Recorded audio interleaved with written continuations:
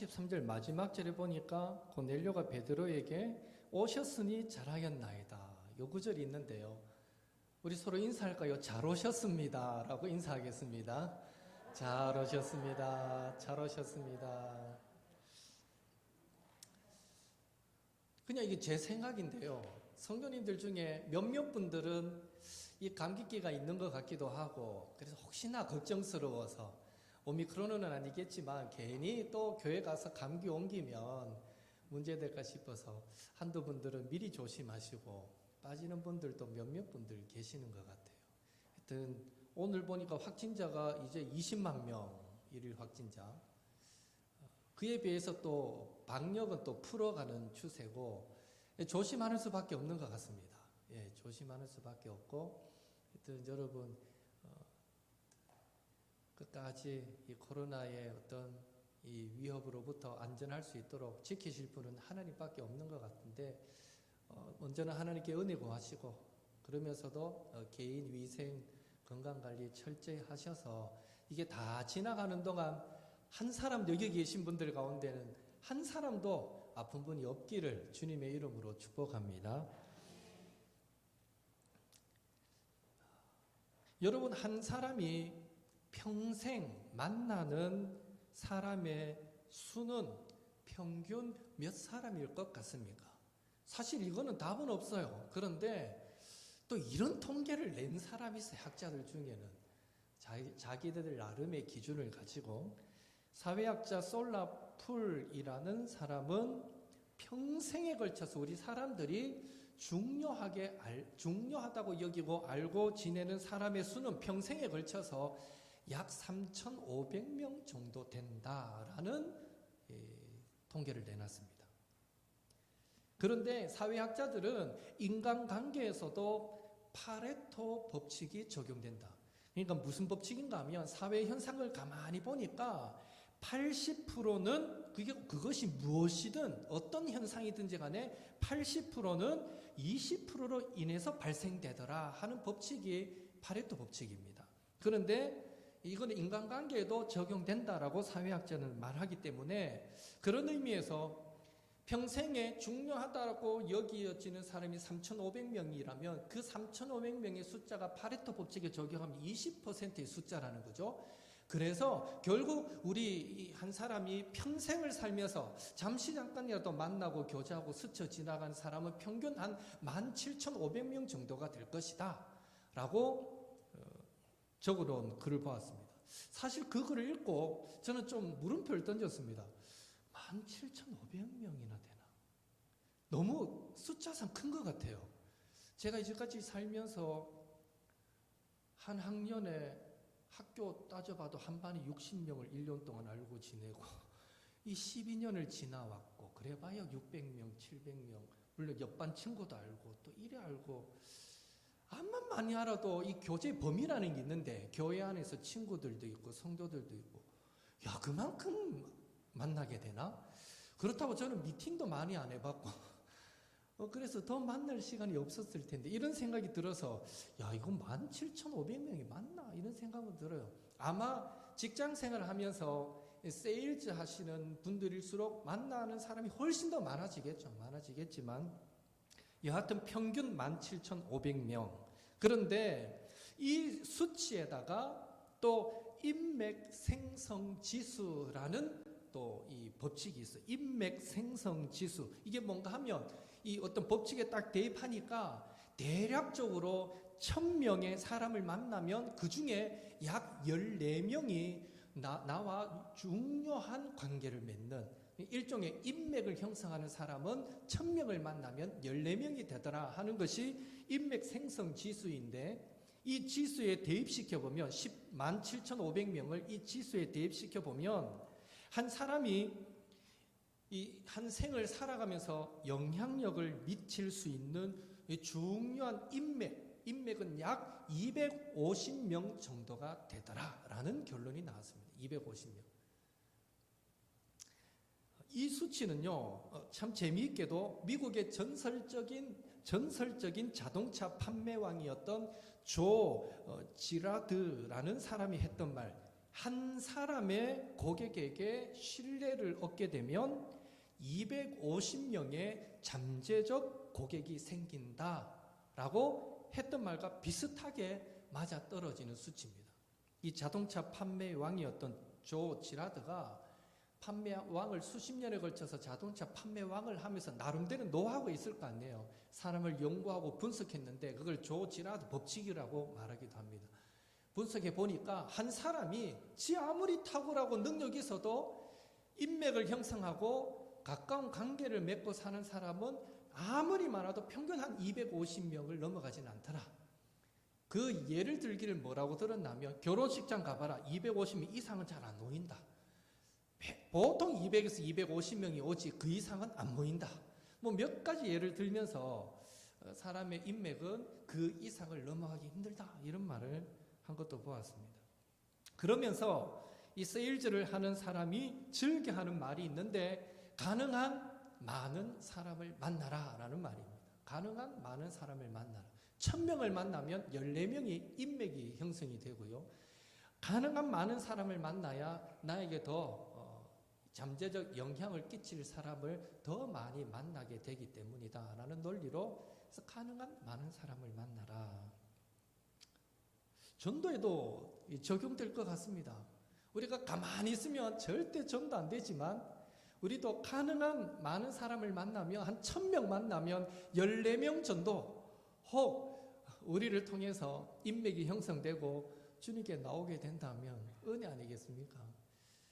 제가 이 전도지를 돌리면서 전도해본 결과 전도지 3000장을 그냥 길거리에 서서 뿌려보니까 3000장 뿌릴 때 한 사람이 교회 오더라고요. 제 경험상 그랬어요. 참 신기해요. 3000장 정도 나가니까 전도지가 한 사람이 이래 등록을 하는데 어떻게 오셨습니까? 이러면 이걸 갖고 왔습니다. 전도지 들고 와요. 예. 그런 사람들은 낙심했다가 이 전도지 받고는 그래 내가 교회 가긴 가야 되는데 한 가볼까? 이러고 오는 사람들. 어찌됐건 한 3000장 돌리면 한 명이 오는 통계를 저는 경험해 본 적은 있는데 여하튼 가능한 많은 사람을 만나면 그만큼 우리가 선한 영향력을 끼칠 수 있는 또 사람을 많이 만나게 되지 않겠나라는 생각해 봅니다. 여하튼 이렇듯 우리는 인생을 살면서 수없이 많은 사람을 만나고 헤어지고를 반복하면서 그들에게서 이 모양 저 모양으로 영향을 받게 되고요. 그런 많은 만남들 중에 특별히 나에게 힘이 되어 주었던 만남, 특별히 어떤 사람은 나를 인정해주고 격려하고 세워주었던 사람들도 있을 것이고 또 누구보다 나를 아껴주고 사랑해주었던 사람도 있을 것이고 또 날 많이 도와주었던 사람들도 있을 텐데 그런 사람들을 중심으로 우리는 결코 놓치기 싫은 중요한 인맥도 형성하게 되는 것입니다. 저는 옥토교회를 중심한 우리의 만남이 여러분 성도 서로 간의 만남이 우리 모두에게 결코 놓치기 싫은 만남, 의미 있는 만남, 유익한 만남, 서로에게 선한 영향을 미치고 세워가는 축복된 만남이 될 수 있기를 예수님의 이름으로 축원합니다. 예. 그런 만남이 있으면 좋겠어. 우리부터 사모했으면 좋겠고 그렇다면 내가 모두에게는 그렇게 할 수 없겠지만 내가 적어도 몇 사람 내 주변에 몇 사람에게는 정말 저 사람과의 만남이 나에게 정말 두고두고 유익한 만남이야 라는 고백이 나올 만큼 내가 먼저 그런 인간관계를 맺어봐야지 이렇게 적용하시고 실천해 간다면 정말 우리 교회 서로 어떤 경우에서도 헤어지기 싫은 놓치기 싫은 그런 만남이고 그런 교회가 되지 않겠나라는 생각을 해봅니다. 이렇듯 우리에게도 수많은 만남 가운데 의미 있는 만남은 따로 있고 또 수많은 만남 가운데 기억나는 만남이 따로 있다면 60억이 넘는 많은 사람 가운데 우리 하나님께서 기억하는 사람, 우리 하나님께서 중요하게 여기는 사람은 과연 어떤 사람일까 우리는 생각해 봐야 합니다. 오늘날 하나님은 어떤 사람을 찾으시고 어떤 사람을 만나 주시기를 기뻐하실까라는 것이죠. 물론 우리는 하나님의 자녀입니다. 하나님 나를 만나 주세요. 주님 만나 주실 거예요. 그러나 한편 생각해 보면 하나님이 만나 주실 때 너무너무 기분 좋은 만남도 있을 것 같고, 이놈아 좀 잘하지 하는 만남도 있을 것 같아요. 기본 전제는 사랑이 전제되지만, 그런 의미에서 어떤 사람을 하나님은 기쁘게 만나 주시기를 원하실까? 오늘 본문을 가지고 한번 잠시 나눠보기를 원합니다. 오늘 본문에 고넬료가 나옵니다. 잘 아는 이야기죠. 고넬료는 로마 백부장이었습니다. 하나님을 경외하던 사람이었습니다. 백성을 많이 구제하던 사람이었습니다. 하나님께 항상 기도하던 경건한 사람이었습니다. 그런 고넬료가 기도 중에 하나님의 사자를 만나게 되고, 그 사자의 명령에 순종하여 종을 보내어 베드로를 집으로 초청하게 됩니다. 그리고 하나님의 말씀을 들을 때에 그와 온 가족이 함께 성령의 충만을 받게 되었다 하는 것이 사도행전 10장의 내용입니다. 특별히 이방 사람 고넬료가 경건한 사람이었다라고 성경은 기록하고 있는데요. 이 사도행전 특별히 그의 삶을 가지고 이것을 증명하고 있습니다. 참고로 성경을 읽다가 경건한 사람이었다라는 표현이 나오면, 그 경건했다라는 표현은 이방인이지만, 그러니까 할례를 받지 않은 가운데 하나님을 믿는 사람들을 성경은 경건한 자들이었다라고 묘사합니다. 대체로 이방인들이 하나님을 믿을 때 그들을 지목해서 경건한 자들, 이런 표현이 나오거든요. 신약을 읽을 때 특별히 그런 표현이 나오면, 이 사람은 할례 받지 않은 사람으로서 하나님을 믿는 사람이구나, 이런 정도의 상식을 갖고 읽으시면 될 것 같아요. 이 고넬료가 그런 사람이었어요. 근데 성경은 그의 삶을 가지고 그가 왜 경건하다라고 인정받을 수밖에 없었는가를 말해줍니다. 첫째로 그는 겸손의 사람이었습니다. 25절 같이 읽겠습니다. 마침 베드로가 들어올 때에 고넬료가 맞아 발 앞에 엎드리어 절하니. 지금 고넬료는 이스라엘을 점령한 로마의 백부장입니다. 로마 군대의 백부장입니다. 100명의 군사를 거느린, 오늘날로 치면 중대장 같은 사람입니다. 베드로는 점령당한 나라의 시골 촌놈이라고 보시면 됩니다. 그런데 이 베드로를 맞이하는 고넬료의 모습이 어떻습니까? 베드로가 왔다라는 소리를 듣자마자 달려나가서 베드로의 발 앞에 지금 로마 백부장 고넬료는 엎드려 절하고 있습니다.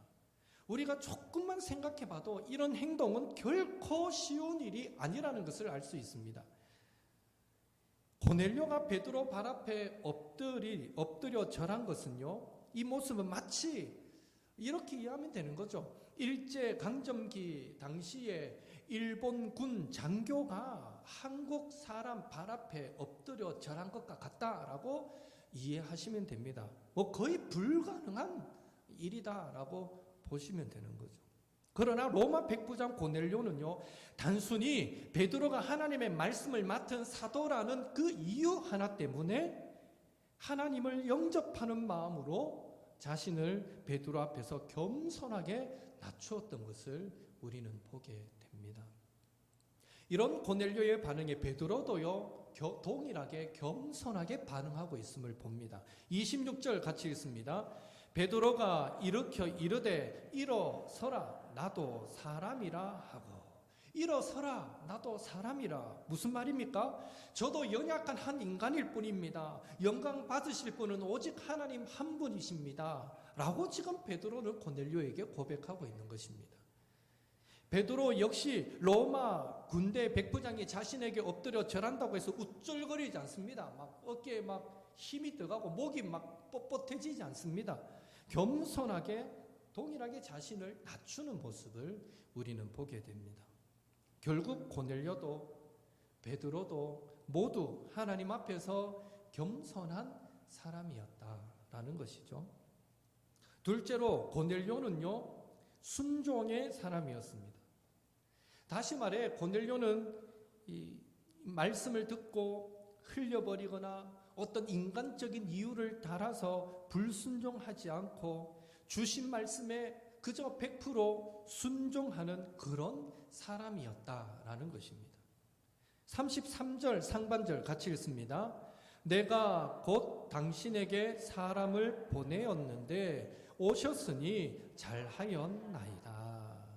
여기에 잘하였나이다 라는 말은요, 너무너무 기분이 좋고 기쁩니다, 이런 의미입니다. 지금 고넬료는 왜 이렇게 기뻐하고 있습니까?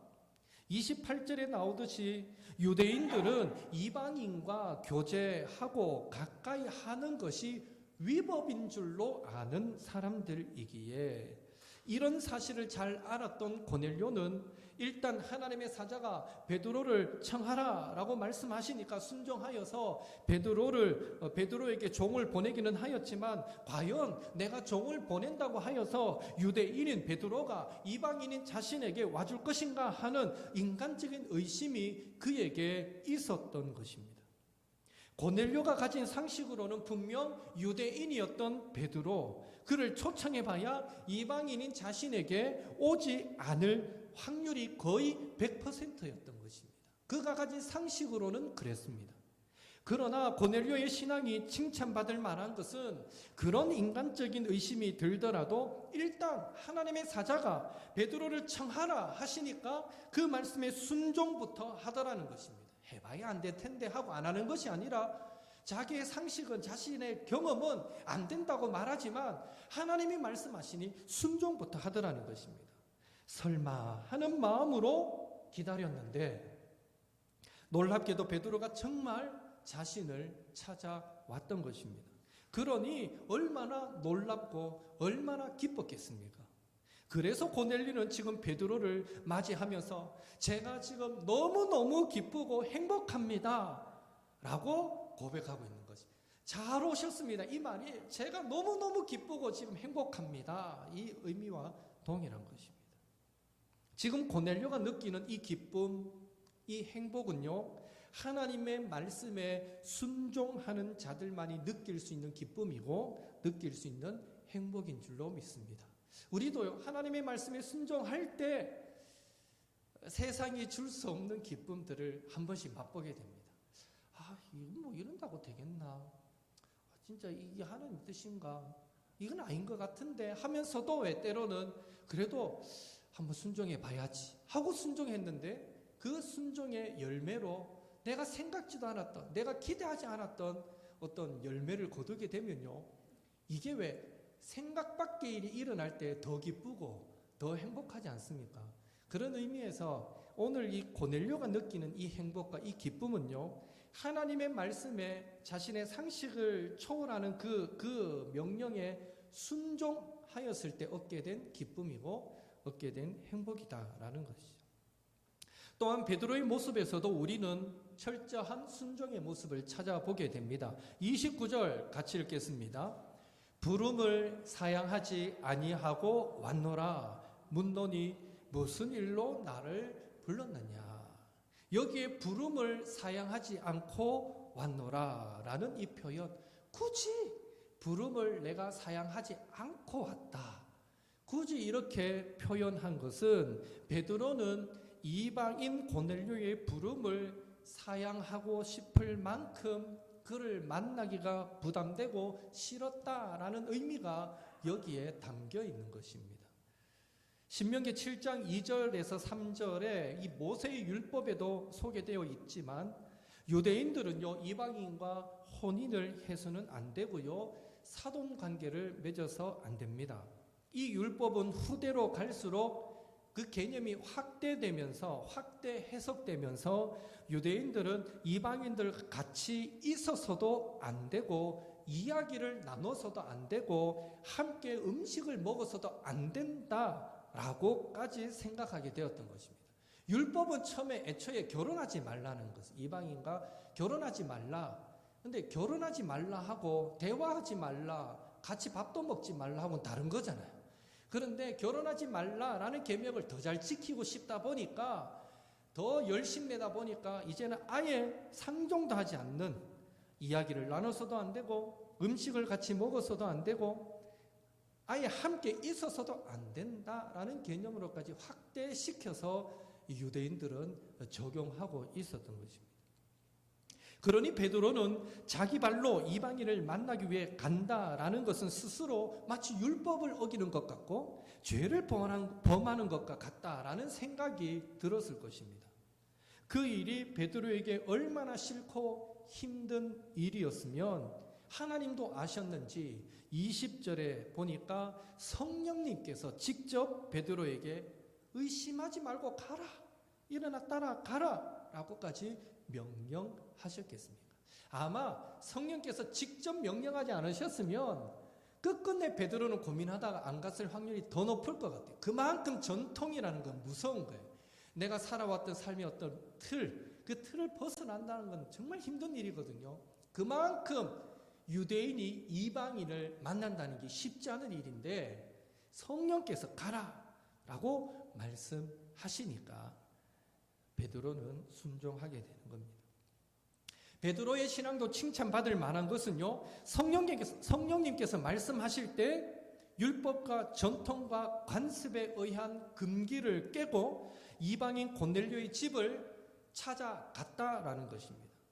베드로 역시 사도로서의 자신의 위치를 생각하면 이방인의 집에 초청받아 간다라는 것이 쉽지만은 않은 일이었지만 일단은 이것저것 따지지 않고 성령님의 말씀에 순종부터 하는 모습을 보여주고 있는 것입니다. 성령께서 말씀하시면 순종해야지. 우리 또 쉽게 이래 생각할 수 있는데요. 이거 절대 쉬운 일이 아닙니다. 하나님께서 우리에게 예배 시간에 말씀을 통하여 성경을 읽다가 기도하는 가운데 우리 가운데 내가 미처 깨닫지 못했던 내 안에 잘못된 모습을 깨닫게 해주시고 돌이켜라 말씀해도요, 그거 여러분 쉽게 돌이켜집니까? 그게 쉽게 바뀌어집니까? 안 그렇죠. 분명히 감동 감화를 주셔서 이걸 하나님이 이렇게 하기를 원하시는구나 깨달음을 주시는데도 내 어떨 때는 내 탐욕이나 내 정욕이요 그걸 거부할 때 이게 진짜 하나님의 뜻일까? 이게 진짜 하나님의 소리일까? 한번 진짜 하나님 뜻이면 한 번 더 말씀해 주시겠지 하고 쉽게 무시해 버릴 때도 있다는 거죠. 여러분은 어떤지 모르겠어요. 너무 거룩하신 성도님들이라 하나님이 막 요만큼만 사인만 주셔도 100% 순종하고 납작 엎드리고 180도 삶이 바뀌는지 모르겠지만 대체로 보면요, 하나님의 뜻임에도 불구하고 하나님 원하신 바가 이걸 더 원하시는 것 같아라고 우리가 깨달을 때도 불구하고 때로는 이게 내 어떤 욕심이나 내가 포기하고 싶지 않은 어떤 부분과 연결되어 버리며 이 순종하기가 쉽지 않다는 거예요. 지금 베드로가 그렇다는 거죠. 성령께서 말씀하시면 순종해야지. 그러나 순종하고 싶어도요, 그들이 이제껏 선조 때부터 지켜왔던 율법, 그들의 전통이 안 된다라고 말하고 있는 그것을 거슬러서 하라 하니 이게 어떻게 쉬운 일입니까? 그러나 성령님께서 말씀하시니까 베드로는요, 순종부터 하고 보더라라는 것입니다. 이런 모습을 볼 때 고넬료뿐 아니라 베드로도 하나님의 말씀이라면 인간적인 전통이나 관습이나 사회적인 문화나 개인의 경험조차도 뒤로 한 채 무조건 순종하는 믿음의 사람이었다라는 것을 알 수 있습니다. 하나님이 기뻐하실 만하죠. 마지막으로 고넬료는 항상 하나님 앞에서의 삶을 살았던 사람이었습니다. 33절 하반절 같이 읽겠습니다. 이제 우리는 주께서 당신에게 명하신 모든 것을 듣고자 하여 다 하나님 앞에 있나이다. 지금 고넬료는 말씀을 듣기 위해서 베드로 앞에 있으면서도 스스로 우리는 하나님 앞에 있습니다 라고 고백하고 있습니다. 이 고백은 결국 삶의 모든 부분에서 고넬료는 코람데오의 삶을, 하나님 앞에서의 삶을 살았다라는 것을 의미하는 것입니다. 평소에도 그가 매사에 하나님 앞에 서 있는 것처럼 살았기 때문에 오늘 베드로가 방문하였을 때도 내가 지금 하나님 앞에 있습니다 라고 그는 고백할 수 있었다라는 것이죠. 하나님 앞에서의 삶을 살았다라는 것은요, 항상 자신의 말, 생각, 행동에서 하나님을, 예수님을 닮은 자의 모습을 나타내기 위해서 몸부림쳤다라는 의미입니다. 하나님 앞에서의 삶을 살았다라는 것은 아무리 사소한 것일지라도 그것이 자녀와의 대화이듯 대화이든지 직장 동료나 교회 성도와의 대화이든지 부부 사이의 대화이든지 아니면 TV 속의 아나운서의 목소리든지 길을 가다가 우연히 그냥 듣게 된 주위 사람들의 대화이든지 간에 매 순간 그 속에서 하나님의 음성을 듣기 위해 믿음의 귀를 열어놓고 살았다라는 말과도 똑같은 것입니다. 고넬료가 그렇게 살았다는 거죠. 그리고 베드로의 모습에서도 우리는 동일하게 하나님 앞에서의 삶을 살아가는 모습을 봅니다. 34절, 35절을 보면 베드로는 고넬료의 가정을 보고 하나님은 사람의 외모를 보지 아니하시고 하나님을 경외하며 의를 행하는 사람은 이방인이라 할지라도 다 받으신다라는 것을 즉시로 깨달았기 때문입니다. 이 한 가지 사실만으로도 베드로는요, 삶의 모든 순간에 하나님의 뜻을 찾으려는 순수함으로 하나님 앞에서의 삶을 살았던 사람인 것을 우리는 알 수 있는 것입니다. 늘 하나님의 뜻을 찾으려고. 말씀을 정리하겠습니다. 고넬료와 베드로는요, 겸손한 사람이었습니다. 하나님의 말씀이라면 때로는 내 상식의 경험에 맞지 않더라도 이거 되나? 라는 의심이 드는 상황에서도 일단 순종부터 하고 보는 순종의 사람이었습니다. 매사에 하나님 앞에 서 있는 것처럼 작은 일에까지 하나님의 음성을 듣기 위해 믿음의 길을 열어놓았으며 더불어 자신의 말과 생각과 행동에서 예수님의 향기를 나타내기 위해 몸부림쳤던 사람이었습니다. 고넬료와 베드로의 모습이 이러했으니 어찌 하나님께서 그들을 기뻐하지 않겠습니까? 그들을 찾아서 만나 주시지 않으시겠습니까? 60억의 인구가 아니라 600억의 인구가 이 땅에 산다 하더라도 만약 우리가 지금 이 고넬료와 베드로의 모습처럼 살아갈 수 있다면 하나님은 반드시 그 속에서 우리를 찾아 만나 주실 것이고 고넬료에게 성령을 선물로 주신 것처럼 오늘 우리에게도 날마다 성령 충만함으로 하늘에 속한 신령한 복으로 내어주실 줄로 믿습니다. 바라기는 옥토의 모든 성도들의 삶도 고넬료와 베드로처럼 겸손하고 하나님을 100% 신뢰하여 순종하며 매사에 하나님 앞에서의 삶을 살아가는 경건한 신앙인이 되셔서 우리가 어디에 있든지 무슨 일을 하든지 하나님께서 먼저 우리를 찾아와 만나 주시고 축복해 주시는 그런 하나님의 자녀들이 다 될 수 있기를 예수님의 이름으로 축원합니다. 찬송가 435장 나의 영원하신 기업 435장 우리 부르시고 함께 기도하겠습니다.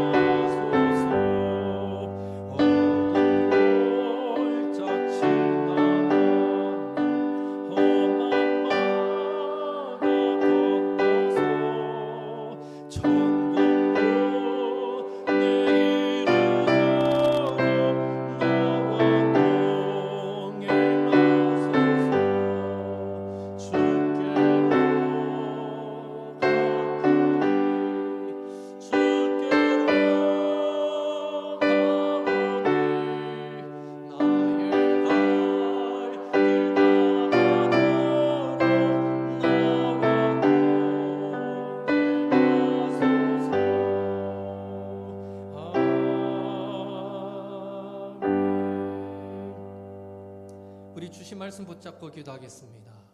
우리도 고넬료 베드로처럼 겸손의 사람, 순종의 사람, 하나님 앞에서의 삶을 살아가는 사람, 하나님께서 찾아와 만나주시는 축복의 사람이 되게 하소서.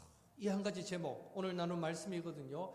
이 한 가지 제목 붙잡고, 하나님, 나도 순종의 사람 되기를 원합니다. 하나님 앞에서의 삶을 살아가는 사람이 되기를 원합니다. 겸손의 사람 되기를 원합니다. 그래서 하나님이 찾아주시고 만나주시는 축복된 사람 되기를 원합니다. 그런 인생 살아갈 수 있도록 성령으로 충만하게 기름 부어 주옵소서. 오늘 이 한 가지 제목 두고 함께 합심해서 기도하겠습니다. 사랑의 하나님, 이 시간 우리가 고넬료와 베드로의 모습을 살펴보면서 오늘 하나님께서 기뻐하시는 사람, 오늘 하나님께서 찾아서 만나주시기를 원하시는 사람이 어떤 사람인가 우리가 함께 말씀을 통해 나누어 보았습니다. 주여, 소망합니다. 하나님, 우리도 베드로처럼 고넬료처럼 겸손한 사람이 되게 하여 주옵소서. 아버지요, 고넬료는 로마 군대의 백부장이면서도 그가 하나님의 사람을 책망했을 때에 베드로이지만 그러나 그를 하나님을 대원한 사람으로 알고 그 앞에 납작 엎드러져 아버지요